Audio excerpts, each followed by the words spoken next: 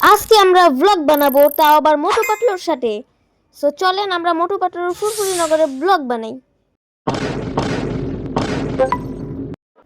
So guys, আজকে আমরা একটি নতুন এক্সপেরিমেন্ট করতে যাচ্ছি। সো গাইস, চলেন এক্সপেরিমেন্টটা শুরু করা যাক। সো চলেন। কি আয়শা কোথায় গেল? এইটা টিপ দেওয়ার পর আয়শা গায়েব হয়ে গেছে।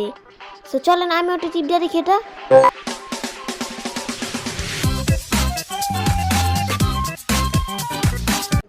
আরে এটা তো আমি মোটু পাতলুর কার্টুনে এসে পড়লাম, চিংগাম স্যারের অফিসে। এখন আমি কি করব? ব্লগও তো অন আছে, ব্লগ অন অবস্থায় এখানে এসে পড়লাম, সবাই আমাকে দেখতেছে। আচ্ছা ব্লগই বানাই।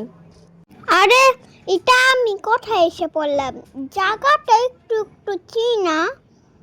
চলো সামনে যেয়ে দেখি। আমি ডান সাইড দিয়ে যাই না, সোজা গেলেই ভালো হবে, সোজা যাই। হ্যাঁ হ্যাঁ, ওই যে ওইটা আয়শা না, আয়শা আয়শা আয়শা তো আয়শা শুনতেছে নাকি বুঝলাম না তো। জোর ডাক দিতে ভাড়া গেলে আয়শা শুনতেছি না, কি করা যায়? কি রে, বাইরে আসাইতেছে না? না, আমার মনের ভুল মনে হয়। কি রে, মোটু পাতলুর বাড়ি? তার মানে আমি কার্টুনে এসে পড়েছি।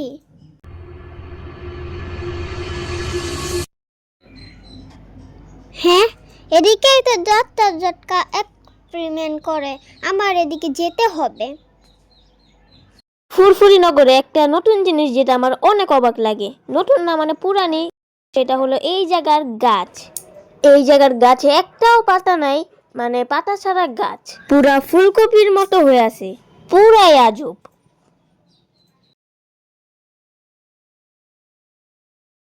আচ্ছা ডাক্তার জাটকার যে এত বড় একটা ল্যাব আছে, সে এত এক্সপেরিমেন্ট করে, কিন্তু এটাই আজ পর্যন্ত বুঝতে পারলাম না, সে এত এক্সপেরিমেন্ট করার পরও সেটার মাথার টাকলাটা মানে চুল দিয়ে পরিপূর্ণ করতে পারলো না কেন আজ পর্যন্ত।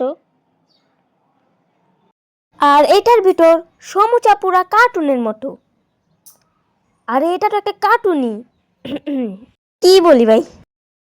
নেক্সট ডে কার বাসায় যাব কমেন্ট করে জানান।